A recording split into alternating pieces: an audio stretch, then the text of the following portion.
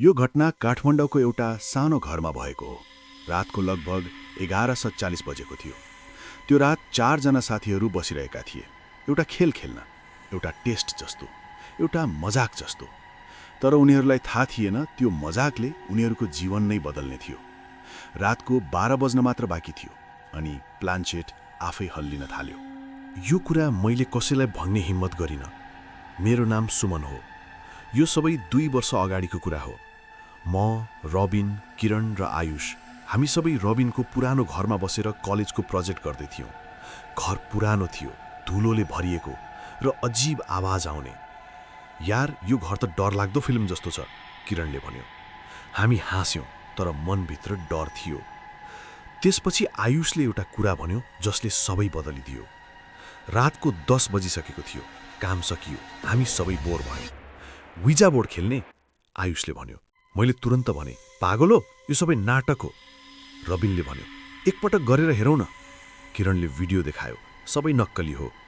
अन्त्यमा म पनि तयार भएँ। रातको 12:30, बत्ती बन्द, 3वटा मैन बत्ती। सबैले प्लान्चेटमा औँला राख्यौँ। के कोही यहाँ छ? अनि अचानक केही चल्न थाल्यो।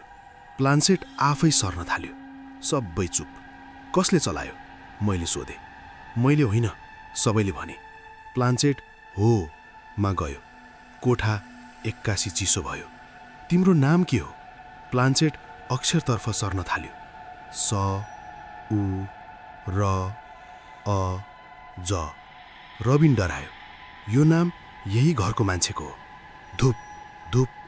माथिबाट पाइला जस्तो आवाज। कोही छ? घर त खाली हो। आवाज नजिकिँदै आयो अनि मैले ढोकातिर हेरेँ। ढोकामा कालो छाया, मानिस जस्तो तर स्पष्ट छैन। त्यो के हो? सबैले हेरे। छाया हरायो। के तिमी हामीलाई हानि गर्छौ? प्लान्चेट हो। त्यो देखेर हामी आत्तियौँ।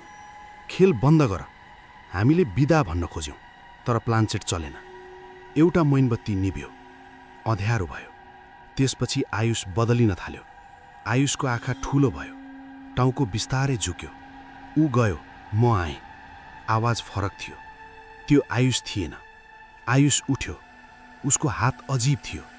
मेरो घर किन डिस्टर्ब गर्यो? सबै चिच्यायौँ। हामी भाग्न खोज्यौँ, तर हामी ढोकातिर दौड्यौँ।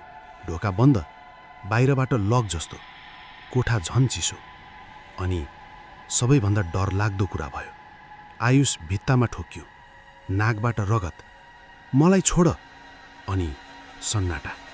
बिहान हामी स्तब्ध थियौँ। बिहान 5 बजे सबै भुइँमा, बोर्ड फुटेको, आयुष बेहोस। तर कुरा सकिएको थिएन। अस्पताल लगियो। मानसिक आघात। आयुष कहिल्यै पहिले जस्तो भएन। र त्यसपछि मैले देखेँ।